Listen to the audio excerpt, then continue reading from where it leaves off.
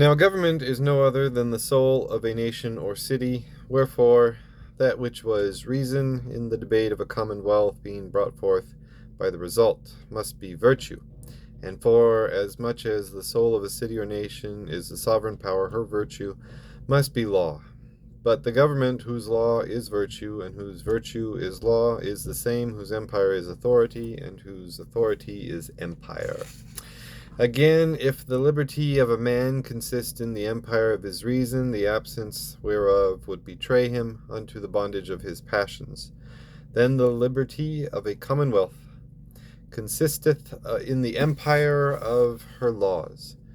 the absence whereof would betray her unto the lusts of tyrants, and these I conceive to be the principles upon which Aristotle and Livy, injuriously accused by Leviathan for not writing out of nature, have grounded their assertion that a commonwealth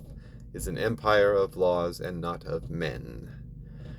But they must not carry it so, for saith he,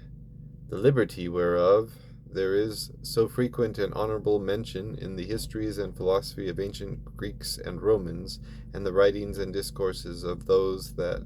from them have received all their learning in the politics, is not the liberty of particular men, but the liberty of the commonwealth. He might as well have said that the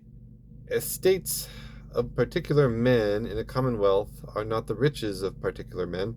but the riches of the commonwealth. For equality of estates causeth equality of power, and equality of power is the liberty not only of the commonwealth, but of every man.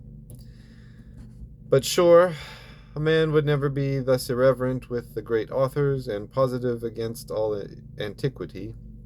without some certain demonstration of truth. And what is it? Why, there is written on the turrets of the city of Lucca in great characters at this day the word libertas. Yet no man can thence infer that a particular man hath more liberty or immunity from the service of the commonwealth there than in Constantinople. Whether a commonwealth be monarchical or popular, the freedom is the same.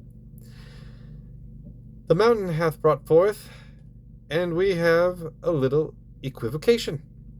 For to say that a Lucchese hath no more liberty or immunity from the laws of Lucca than a Turk hath from those of Constantinople, and to say that a Lucchese hath no more liberty or immunity by the laws of Lucca than a Turk hath by those of Constantinople, are pretty different speeches. The first may be said of all governments alike, the second scarce of any two, much less of these, seeing it is known that whereas the greatest bashaw is a tenant as well of his head as of his estate, at the will of his lord, the meanest Lucchese that hath land is a freeholder of both, and not to be controlled but by the law, and that framed by every private man unto no other end, or they may thank themselves, than to protect the liberty of every private man, which by that means comes to be the liberty of the commonwealth.